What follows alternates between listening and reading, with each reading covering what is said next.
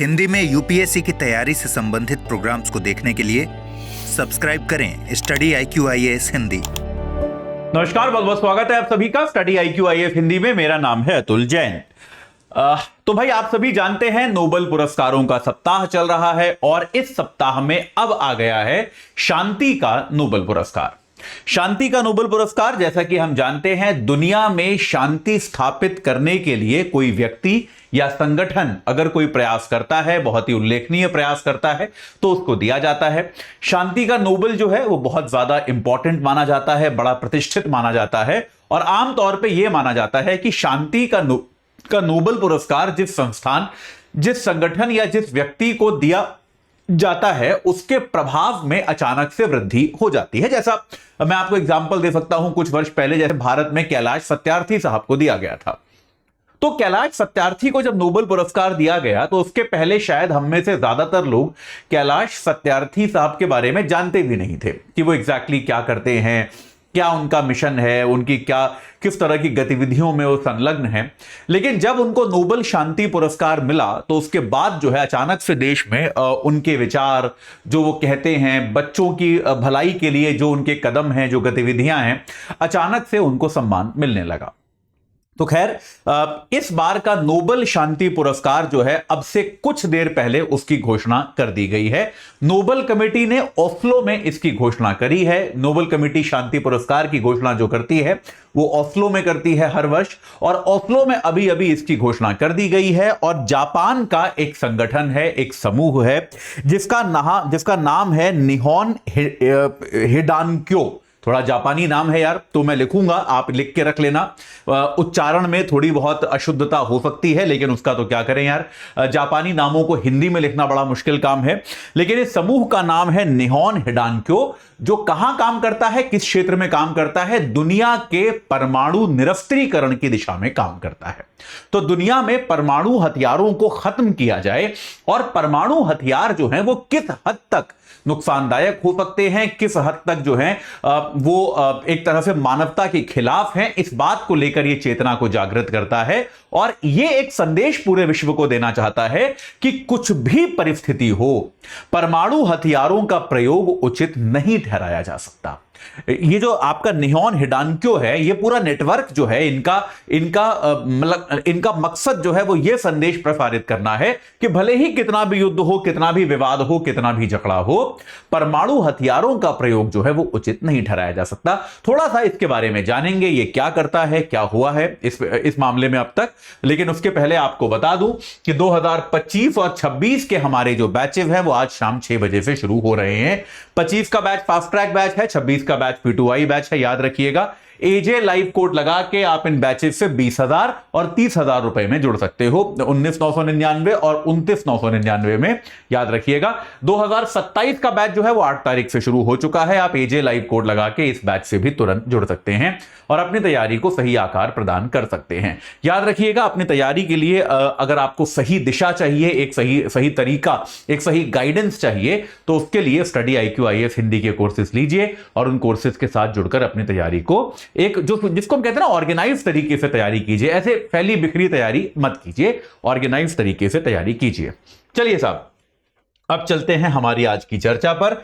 तो ये नोबेल शांति पुरस्कार जो है, ये इस वर्ष के नोबेल शांति पुरस्कार की घोषणा अभी अभी कर दी गई है। शांति का नोबेल पुरस्कार जो है उसकी घोषणा अभी अभी कर दी गई है। और 2024 का नोबेल शांति पुरस्कार जो है यह दिया गया है निहोन हिडानक्यो को।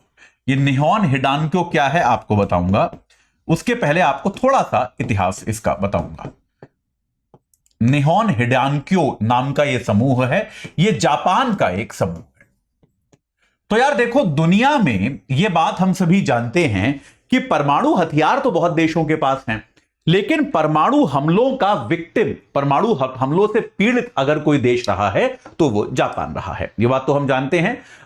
अगस्त 1945 में अमेरिका ने द्वितीय विश्व युद्ध को समाप्त करने के लिए जापान में हिरोशिमा और नागासाकी पर 6 अगस्त और 9 अगस्त को परमाणु बम गिराए थे, जिसमें बहुत लोगों की जानें गई और यह कहा जाता है कि दुनिया की जो सामरिक स्थिति है वो पहले जैसी नहीं रही, पूरी तरह से बदल गई। मतलब दुनिया जो थी उस परमाणु हथियार के प्रयोग के पहले और उसके बाद दो अलग दुनिया बन गई, पूरी तरह से जो है दुनिया की राजनीति बदल गई।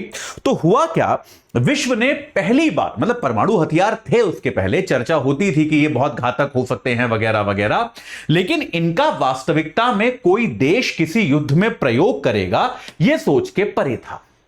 और आप इस बात को ऐसे भी समझिए कि उसके बाद से भी कभी प्रयोग नहीं हुआ है। भाई उसके पहले कभी प्रयोग नहीं हुआ था और उसके बाद से भी कभी प्रयोग नहीं हुआ। तकरीबन 80 साल हो जाएंगे अगले साल 80 वर्ष पूरे हो जाएंगे, उसके बाद किसी ने प्रयोग किया नहीं है। धमकियां बहुत दी गई हैं, जैसे अभी रूस धमकी दे रहा है यूक्रेन को कि परमाणु हथियार भी हम चला सकते हैं वगैरह वगैरह, लेकिन प्रयोग किसी ने किया नहीं है और करने की संभावना भी बहुत कम है। तो इस तरह का इतना बड़ा जो एक मानवता के लिए त्रासदी थी, ये परमाणु हथियार जो है इनका प्रयोग 1945 में जापान में किया गया, हिरोशिमा और नागासाकी में। तो हिरोशिमा और नागासाकी में ये जो हथियार प्रयोग किए गए, इसके बाद जो लोग वहां बचे, भाई काफी लोग तो मारे गए, लेकिन जो लोग इससे प्रभावित हुए लेकिन जीवित रह गए, इन जीवित लोगों के समूह जो थे, इन समूहों का नाम रखा गया हिबाकुशा। जीवित लोगों के जो समूह हैं, जो लोग इससे बच गए, इसके सर्वाइवर्स जो हैं, इन समूहों का नाम रखा गया हिबाकुशा। और ये हिबाकुशा समूह जो हैं, इन समूहों ने अपने आप में इस बात की ठान ली कि यार हम दुनिया को इस बारे में चेतना जताएंगे कि यार चलो हमारे साथ तो जो होना था हो गया, लेकिन दुनिया में परमाणु हथियार के प्रयोग में एक प्रकार का स्टिग्मा होना चाहिए। स्टिग्मा समझते हो, एक तरह की शर्म, कि कोई भी देश मतलब परमाणु हथियार का प्रयोग करने के पहले 1000 बार सोचे। उसको शर्म आनी चाहिए कि अगर वो परमाणु हथियार का प्रयोग कर रहा है, हम इसकी इतनी आलोचना करें, दुनिया के सभी देशों को बताएं कि भाई इसकी मानवीय कॉस्ट क्या होती है, ये कितना ज्यादा परेशान करता है लोगों को, लोगों के जीवन को किस तरह से पूरी तरह से बर्बाद कर देता है, ताकि अगर कोई और देश कभी इसका प्रयोग करने का सोचे तो वो ऐसा ना कर पाए। इसके लिए हिबाकुशा समूह जो बनाए गए बहुत सारे, उनमें से सबसे प्रमुख समूह जो है वो ये है निहोन हिंडानक्यो, जो 1956 में बनाया गया। ठीक है, अब याद रखिए, तो ये ग्रुप करते क्या हैं, ये हिबाकुशा ग्रुप करते क्या हैं, ये बेसिकली जो लोग उस हमले में बचे थे, जो लोग उस हमले में बच गए थे, उनकी वास्तविक टेस्टिमनी यानी कि उनकी वास्तविक गवाही को लेकर उस पर अपना कैंपेन बेस करते हैं वो लोग या फिर उनके आने वाली पीढ़ियां। क्योंकि याद रखिए इसका प्रभाव आने वाली पीढ़ियों पर भी पड़ा, आने वाली, क्योंकि न्यूक्लियर रेडिएशन जो होता है, नाभिकीय विकिरण जो होता है, उसका प्रभाव आने वाली पीढ़ियों पर भी पड़ता है। उनमें तमाम तरह की विकलांगता आपको देखने को मिल सकती है। तो आने वाली पीढ़ियों की भी जो गवाहियां हैं, उन गवाहियों का प्रयोग करके ये दुनिया को एक संदेश देने की कोशिश करते हैं कि यार न्यूक्लियर हथियारों का, नाभिकीय हथियारों का प्रयोग जो है वो बिल्कुल भी ठीक नहीं है। यह बात क्लियर है। तो ये जो इनका प्रयास है, निहोन हिंडानक्यो का ये जो प्रयास है, दुनिया को परमाणु अस्त्रों से मुक्त कराने की दिशा में ये जो काम कर रहे हैं, इसको सम्मानित करने के लिए नोबेल समिति ने इस बार इनको क्या किया है, नोबेल समिति ने इनको नोबेल शांति पुरस्कार से सम्मानित करने की घोषणा की है।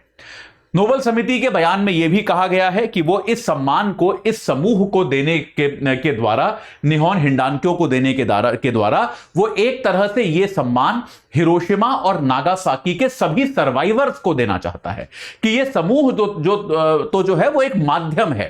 भाई इस समूह को, निहोन हिंडानक्यो को हम ये सम्मान दे रहे हैं, लेकिन वास्तविकता में हमारी इच्छा ये है कि जितने भी लोग हिरोशिमा और नागासाकी के हमले में बचे, उनके आने वाले वंश के वंशज, जो भी लोग सर्वाइवर कहे जा सकते हैं उन हमलों के, उन सभी को हम ये सम्मान दे रहे हैं, क्योंकि अपना कष्ट, अपनी पीड़ा को भूलकर, याद रखिए, देखिए उनके साथ तो जो होना था हो चुका, अब उनको कोई फायदा नहीं है ना दुनिया में मैसेज फैला के। बात समझ रहे हो कि नहीं? अब दुनिया में अगर आगे परमाणु अस्त्रों का प्रयोग ना भी हो तो उन्हें तो कोई फर्क नहीं पड़ रहा, लेकिन अपने कष्ट, अपनी पीड़ा को भूलकर वो उसका एग्जाम्पल बनाकर पूरी दुनिया को इस कष्ट से बचाने का प्रयास कर रहे हैं, जो कि अपने आप में एक बहुत बड़ी बात है, एक बहुत ही ज्यादा अच्छी बात है। और इस प्रयास के लिए निहोन हिंडानक्यो को नोबेल पीस कमेटी ने इस बार नोबेल शांति पुरस्कार देने की घोषणा करी है। ठीक है, तो अभी के लिए इसमें इतना ही है। जैसा कि आप जानते हैं 6 नोबेल प्राइज होते हैं, 5 आपको अब तक मैं पढ़ा चुका हूं, 5 की घोषणा हुई है। सबसे पहले हुई थी फिजियोलॉजी की यानी कि मेडिसिन की, फिर हुई थी फिजिक्स की, फिर हुई थी केमिस्ट्री की, कल हुई थी साहित्य की और आज हुई है शांति की। और अब जो है सोमवार को हमको पता चलेगा कि अर्थशास्त्र का नोबेल पुरस्कार किसे मिला है, वो भी आपको मैं पढ़ा दूंगा। तो उसके साथ ही हमारे इस बार के पूरे 6 के 6 नोबेल पुरस्कार आपको मैं बता दूंगा। चलिए, तो अभी के लिए इतना ही। इस पे कोई सवाल हो तो आप मेरे से कमेंट सेक्शन के माध्यम में पूछ सकते हैं। जाते जाते आपको फिर से बता दूं, 2025 और 26 का बैच जो है हमारा आज से शुरू हो रहा है। 27 का बैच जो है वो 8 तारीख से शुरू हो चुका है। जिस भी बैच से जुड़ना चाहते हैं कोड याद रखिएगा AJ Live, ये कोड लगाकर जुड़ जाइए, अपनी तैयारी को सही आकार प्रदान कीजिए। देर करना बिल्कुल भी आपके लिए मैं रेकमेंड नहीं करूंगा कि अब इस तैयारी में बिल्कुल भी देर की जाए। इस चर्चा से जुड़ने के लिए आप सभी का बहुत बहुत धन्यवाद। हिंदी में यूपीएससी की तैयारी से संबंधित प्रोग्राम्स को देखने के लिए सब्सक्राइब करें स्टडी IQ IAS हिंदी।